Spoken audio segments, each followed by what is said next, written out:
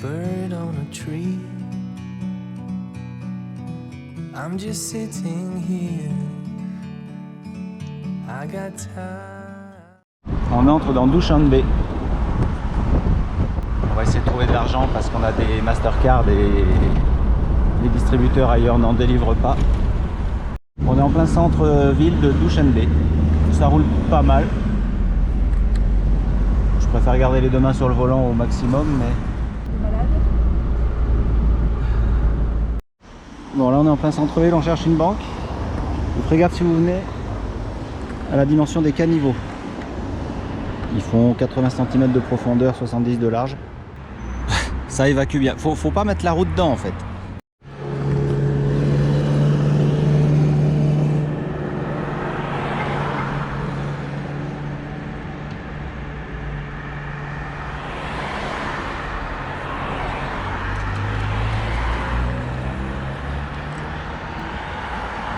Bon, on a passé le kilomètre 9000, on est à 9044, là on est en centre-ville de Dushanbe, je suis à l'ombre. Il fait 42,5 dans la voiture. On se demande si on est en Corée du Nord, mais non, on est dans le centre de Dushanbe avec les bâtiments officiels et des grands immeubles de centres commerciaux futurs qui sont fabriqués par la Chine. Ils se détournent peu à peu de la Russie, visiblement, c'est ce qu'on voit nous dans les villes en tout cas. On essaie de sortir de la ville parce qu'il fait un peu frais en ville, on voudrait vraiment qu'il fasse du soleil, qu'il fasse bon, on aime la chaleur. Bon, on est en échec sur la Mastercard, personne n'en veut, on peut utiliser dans aucune banque, aucun distributeur, donc on a été obligé de changer encore des euros qu'on avait en espèces, mais ça devient compliqué, on n'en a plus beaucoup. Donc on essaye de se rapprocher de la frontière afghane avec ce qu'on a. On a retiré 200 € parce qu'on va mettre pas mal d'essence, la route est pas bonne, il y a beaucoup de kilomètres, il y a des détours.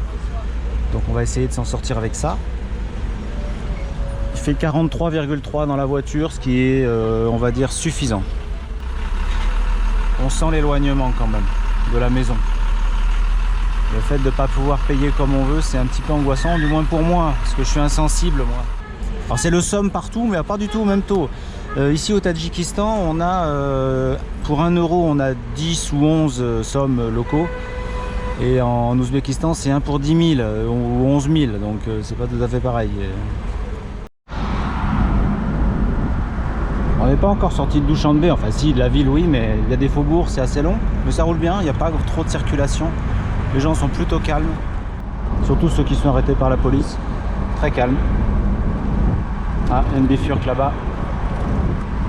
Faut pas les louper les bifurques dans le pays parce qu'il y en a 3, donc faut pas être inattentif.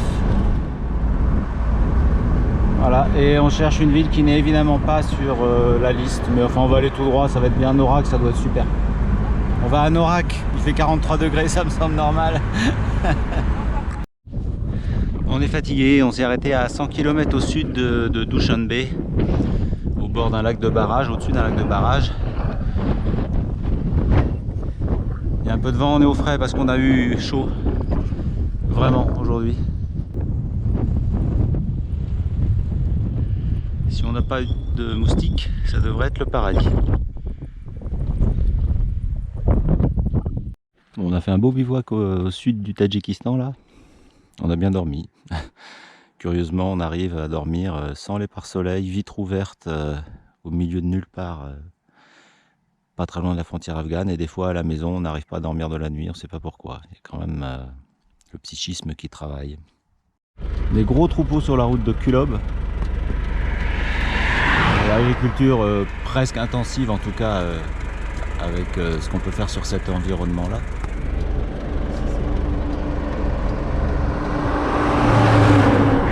Il y a un Kamaz qui passe devant mon film évidemment, c'est normal. On s'approche de Kulob et on sous les yeux le regard bienveillant de notre président démocrate adoré. Parmi les fleurs, une fleur parmi les fleurs et les drapeaux qui flottent au vent au-dessus de sa chevelure. Vélo jovial sur les routes du sud du Tadjikistan. Une zone de travaux poussiéreuse, on a refermé toutes les vitres parce que sinon c'est pas possible. Elle continue à se doubler, hein, mais moins vite quand même. On est à Ulbuk. Guess. Yes, oh yes. Pour accueillir Priom qui? Khatlon Region, Center Ulbuk, Autonomic. Ah, on est super content. On a visité un beau musée à Ulbuk, là, à la petite ville avant. L'archéologue qui était là nous a fait visiter le musée et la citadelle qu'ils sont en train de reconstruire. C'était vraiment intéressant. C'était une des étapes de la route de la soie avec une ville avec des hôtels dont les chambres étaient soit décorées à l'occidentale, avec des décos donc chrétiennes, soit asiatiques, avec des décorations type Chine. C'était sympa.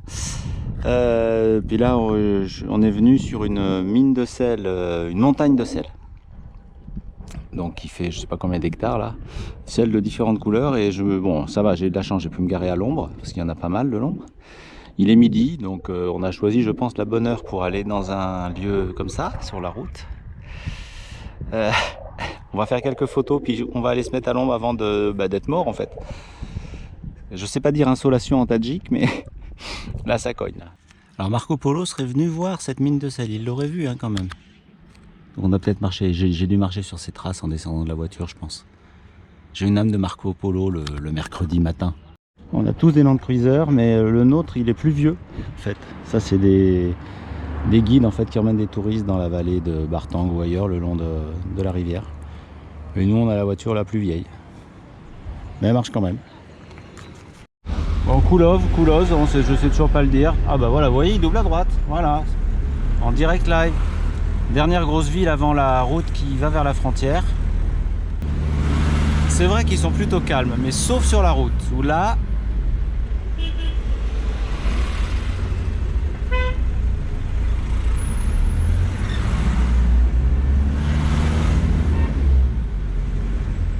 Bon, on peine un peu, on va le reconnaître, tous les trois, hein. Nous deux encore, on se brûle en posant les membres sur les parties de la voiture. Mais alors la voiture, bah là je suis à 30, l'aiguille de la température j'arrive à la maintenir, mais on reste calme. Hein. Parce que là c'est une pente, ça fait déjà 4 km. Alors on vient de franchir un checkpoint où on a été enregistré, passeport, document de la voiture et puis notre permis GBAO, enfin notre e-visa. Et le permis qui permet de rentrer dans cette zone frontalière en fait de la Pamir Highway. Bon, on est plein sud au Tadjikistan, là on a trouvé un petit parking, on est à 4 km de la frontière avec l'Afghanistan. It's clear to see from up here. The world seems small. We can sit together. It's so beautiful, you and me. Voilà la rivière et de l'autre côté de la rivière, l'Afghanistan. On y est. J'ai pas envie de faire de commentaires, vous les ferez vous-même. Moi je suis un peu ébahi, sous le coup de l'émotion quand même. D'abord parce que c'est l'Afghanistan et ensuite parce que on est quand même venu là. Depuis le sud de la Touraine, ce qui est pas si mal. Ah, un endroit fabuleux. L'Afghanistan, à droite. Il y a un petit pont, alors nous on n'a pas le droit bien sûr, on n'a pas de visa, puis de toute façon la frontière est fermée, mais bon, il y a peut-être un peu de passage entre les locaux, les Tadjiks et les Afghans. Et le Bilo Jovial est sous le panneau. Voilà le pont qui fait la frontière à cet endroit-là, entre les deux pays. Alors, les montagnes sont à plus de 4000 là-bas. Hein. Le sommet là, il est à 4100. Pour vous donner une petite idée, nous on est à 1100 à peu près.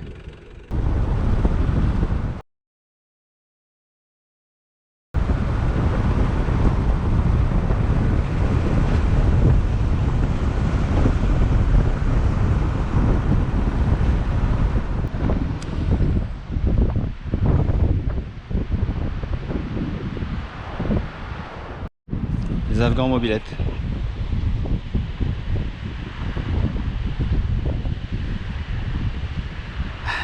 Ils nous saluent.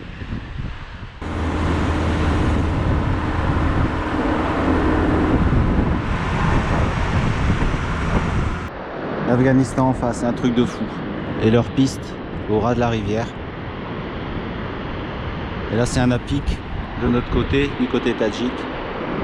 Oh là là, il y a des maisons là-bas, il y a des gens sur les toits. C'est les Afghans. Ils sont chez eux en fait. Quel spectacle de fou. Ah, cette route là, si vous avez l'occasion de la faire un jour, venez hein.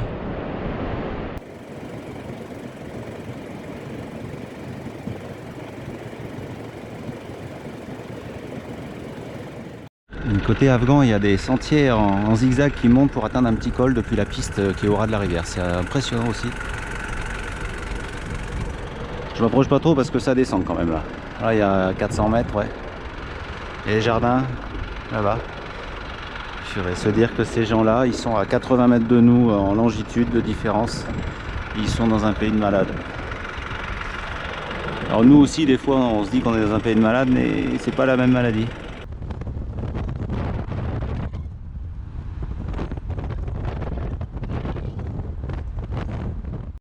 Alors je crois qu'on est le 14 juillet.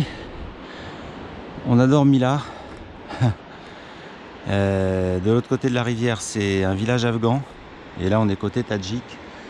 Et là, il est 5h15 à peu près. Et le monsieur, le voisin qui était venu toquer hier soir, la nuit tombée, nous a foutu la trouille pour nous dire qu'il voulait nous donner des pommes. Le monsieur tadjik là. Donc il nous a dit demain matin, vous venez en chercher. Nous, on avait dit bah ouais. Mais il est revenu taper à la vitre à 5h10 en nous disant c'est prêt, venez chez moi. C'est un peu tôt, mais bon, on a dormi face aux montagnes afghanes. C'est fabuleux quand même d'avoir dormi ici. Vous êtes donc en Afghanistan. Ja, это твой друг? Ну, я их понимаю. Ja, tu comprends, ok. Tu идешь город? Город далеко. Город это сторону идешь, Душанбе. Bon, c'est facile, vous reconnaissez quand même bien les montagnes du Tadjikistan, hein. On ne peut pas vraiment se tromper. Mais il vaut mieux pas d'ailleurs, parce que si je me mets comme ça, derrière l'abribus là-bas, c'est les montagnes de l'Afghanistan. C'est pas tout à fait le même pays quand même. Alors ils sont pas loin, hein, ils se parlent entre eux là. Enfin, il nous a contacté vers 5h10 ce matin. Il nous avait dit hier soir, je viendrai vous apporter des pommes demain matin. Bon, nous on était confiants. 5h10. Oh, le soleil est élevé, c'est vrai. Mais c'est quand même tôt. Moi j'étais en slip, mais bon, on dormait bien. Et donc en fait il m'a foutu une trouille pas possible cette nuit parce qu'il dort pas dans son jardin, il dort sur l'abribus. Et moi je me suis levé pour regarder les étoiles parce que je dormais pas cette nuit. Et à un moment dans les phares d'un camion au loin, j'ai vu un monsieur assis ou qui se levait sur l'abribus. Je me suis demandé ce qui se passait, j'ai cru que c'était un militaire, qu'il allait nous déloger, enfin bon. Et en fait c'était juste lui qui dormait. Donc derrière l'abribus, il y a une rivière et c'est la frontière afghane. On a du mal à réaliser ce qui se passe ici quand même, là à l'endroit où on est. Bon, quel meilleur endroit au Tadjikistan que la frontière afghane pour coller le drapeau tadjik? On n'en a pas trouvé de meilleur, donc c'est ce matin. C'est un grand moment du voyage et de l'ensemble des voyages. Tadjikistan quand même. C'est pas Monaco, hein. On l'a Monaco, mais celui-là, il est plus dur à avoir. À coller, c'est pareil.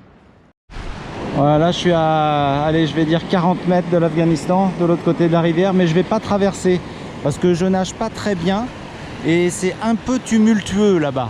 Il y a des vagues de malades. Alors c'est toujours ce qui reste de la fonte des neiges, hein, mais il vaut mieux avoir un pont pour piétons, même scabreux, que ça, parce que là, pour traverser... On n'a pas réalisé encore vraiment qu'on était là. On a vu sur la carte, on sait où on est géographiquement, mais ça fait 50 ans ou plus qu'on entend parler de ces coins-là aux infos et on y est venu quoi. En fait, moi, ça me donne envie d'aller en Afghanistan en fait. Et je sais, ouais.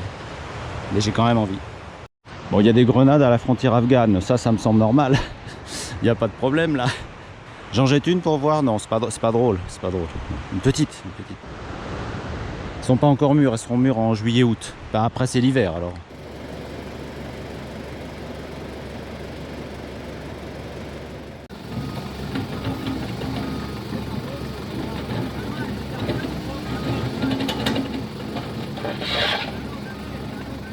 Alors on arrive à la grosse ville, au bout de cette vallée, voilà, Kalaïkoum, c'est ça?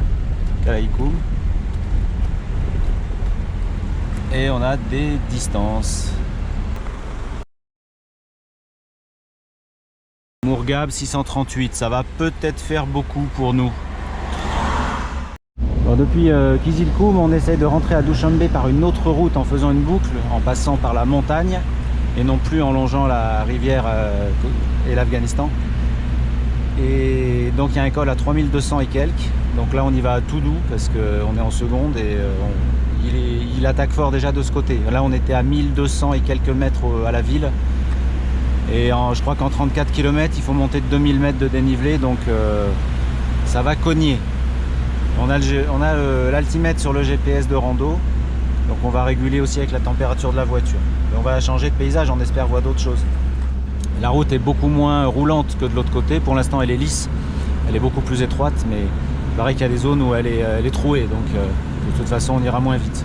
Mais on n'a rien d'autre prévu aujourd'hui. Je refais pas mes cours. Ah, quoique les angles alternes internes, c'est vrai que j'aurais pu peut-être en remettre un petit coup. Voilà, ça y est, on attaque la partie. On a fait 5 km de route lisse. C'est vrai que c'est pas beaucoup sur 285. Mais là, c'est peut-être juste parce qu'il y a eu un éboulement. C'est peut-être juste ça. We meant to be in the great outdoors, forever free.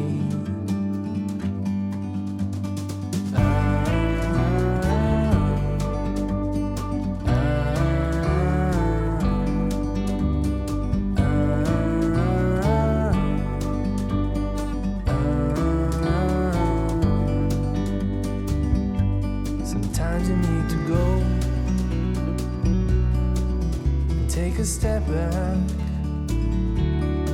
to see the truth around you. From a distance you can